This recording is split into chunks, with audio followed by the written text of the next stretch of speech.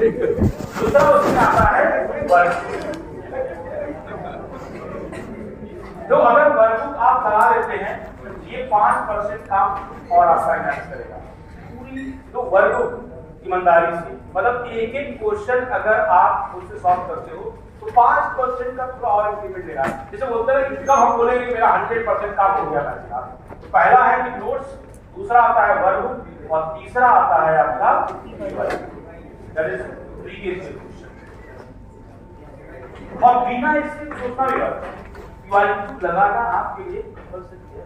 तो क्यूआईक्यू का क्या है, लगाने का तरीका है, पहला आप शुरू करिए 2025 से। 2025 तक एक पेपर हो चुका है, ऐसे नहीं शुरू कर दिए लगाना यहाँ से 1985 से 4-5 साल लगाए 50 पे पहुंचे, 2005 तक पहुंचे, सेचुरेट हो गया, डाला कर दिए। पेपर देना है 26 का, 2025 लगाइए, 2024 लगाइए, 2023 लगाइए, 2022, 2021 और रुक जाओ 5 साल लगाइए। सिर्फ गणित पढ़ना है। तो 5 साल का पेपर में क्या है, पहली बात कि आपको मैथ्स में जब क्यूआईक्यू देखोगे जो बेटी की बुक है उसमें सारे ब्रांच के क्वेश्चन है और आपको सारे ब्रांच के क्वेश्चन सॉल्व करना है। अंडर कंडीशन अगर किसी क्वेश्चन में कोई दूसरे ब्रांच में टेक्निकल वर्ड यूज किया है तो आप छोड़ दीजिए। जैसे मान लो कि कोई सिविल ब्रांच का पेपर है या मान लो ईसीएल वाले कोई क्वेश्चन कर रहे हैं और क्वेश्चन उसमें फ्लूइड का नाम लिखा हुआ है तो आप मत करिए, सिविल का क्वेश्चन है कोर टॉपिक से मत कर सकते हैं। जैसे मैथ को अगर कोई टेक्निकल सब्जेक्ट से मर्ज कर दिया तो नहीं मिल कर पाएंगे, लेकिन बाकी बहुत कम क्वेश्चन ऐसे होते हैं जो टेक्निकल से मर्ज किया थे, बाकी आप लगा पूरा सकते। तो होता क्या है कि आप यहाँ पर क्या है ना, तो क्यूआईक्यू को ऐसा फोकस क्यों नहीं रख रहे हैं, 90% लोग छोड़ो 95%। अगर किसी क्वेश्चन में फंस गए उनका पहला काम है ऐसे पढ़ के ऐसे, उसका कलम नहीं चलाएंगे, देख के समझ जाएंगे कि यही हम सोच रहे थे। और यकीन करो देख के इसको दोबारा बंद करके लगाओ, दोबारा पलटना पड़ जाएगा। यही गणित है, गणित को देख के नहीं समझा जा सकता है। जो आपको दिखने में लग रहा है कि हो गया, करने जाओ तब पता चलता है गणित में है क्या चीज। तो होता क्या है कि आपको बहुत ज्यादा होता है कि मैं इस चीज से पेपर लिखने को कब बोलेंगे सेचुरेट हो गए, कब तक बनाते हो, क्वेश्चन की कोई सीमा है क्या? क्वेश्चन अथाह है, अनंत है, इनफाइनाइट है, अकेला कैलकुलस कितना बड़ा हर भरे क्वेश्चन। तो हमें क्या एक ऑप्टिमाइज वे में काम करना है ना। पहला 2025 के सारे ब्रांच का क्वेश्चन लगाओ और थोड़ा सा फाइटिंग स्किल जनरेट करके वो पूरा क्या है गेट एग्जाम हो या यूएस गेट एग्जाम को क्रैक करने के लिए आपको एक हुनर चाहिए, वो है क्लिक का।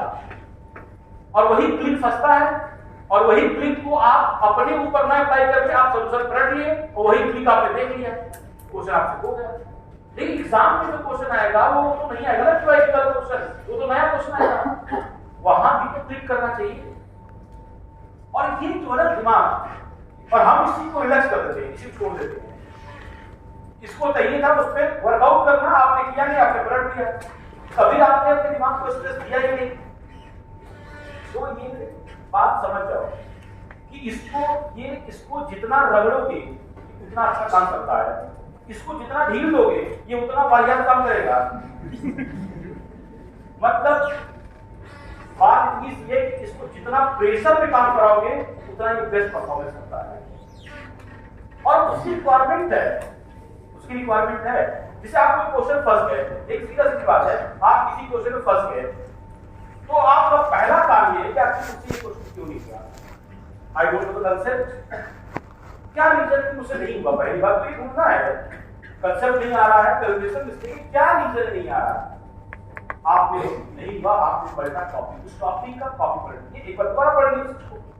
मान लो वेक्टर का क्वेश्चन फंस गया, आपने वेक्टर दोबारा पढ़ लिया, एक बार देखिए, फिर आपने क्वेश्चन लगाया, चारों ध्यान से क्वेश्चन हो जाएगा। उसके बावजूद भी नहीं हुआ तो क्या करें, कई बार एक बार जैसे कोई गलती कर दो अब तुरंत फिर उसी क्वेश्चन लगाओ, दोबारा वही गलती होगा, तीसरी बार करो वही गलती होगा। ऐसे टाइम पे क्या करना होता है कि आप उस क्वेश्चन को बंद करो, बारी काम करो, अगले दिन सुबह सुबह उठो फ्रेश माइंड से, उस क्वेश्चन को पहले कर रखो और उठते ही उस क्वेश्चन पे लग जाओ। जिस दिन आपने 50 क्वेश्चन आप अपनी बजट से ऊपर का क्वेश्चन निकाल लिए, it is equivalent to solving 500 solve exam. 50 question जिस दिन आपने उस क्वेश्चन को हैंडल कर लिया तो थोड़ा सा आपसे बजट से एक पिच ऊपर था पर आपने लड़ लड़ के निकाला, वो 500 क्वेश्चन सॉल्व एग्जांपल करने के बराबर है। इसीलिए हमेशा क्या है इंपॉर्टेंट है अनसॉल्व क्वेश्चन सॉल्व करना। आपको सारी परमुटेशन कॉम्बिनेशन लगानी पड़ेगी, effect bat thinking ability calculation सब कुछ करना पड़ता है। क्वेश्चन आना उसके बाद उसको सॉल्व करके आंसर तक निकालना वो इंपॉर्टेंट है और वो इतना आसान नहीं है।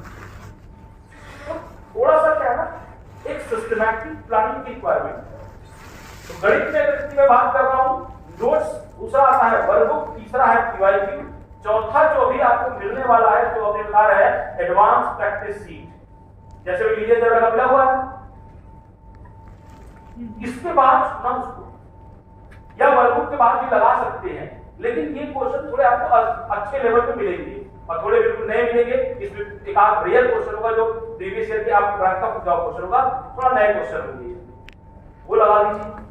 दूसरा एंड में आपको मिलेगा जीडी जो कि उस साल के जैसे इस साल 26 का पेपर खड़गपुर सेट करने वाला है, तो खड़गपुर क्या बेस्ट देगा, क्या पूछा जा सकता है, उस पर हम वर्कआउट करेंगे और उस समय के हिसाब से बेस्ट क्वेश्चन का सिलेक्शन लेके जीडी भी सुनाएंगे यूट्यूब पे। इतना अगर आप काम करके रखते हो तो कोई टेंशन नहीं। दूसरा एक और चीज है ना फार्मूला, तो यार फार्मूला तो याद करना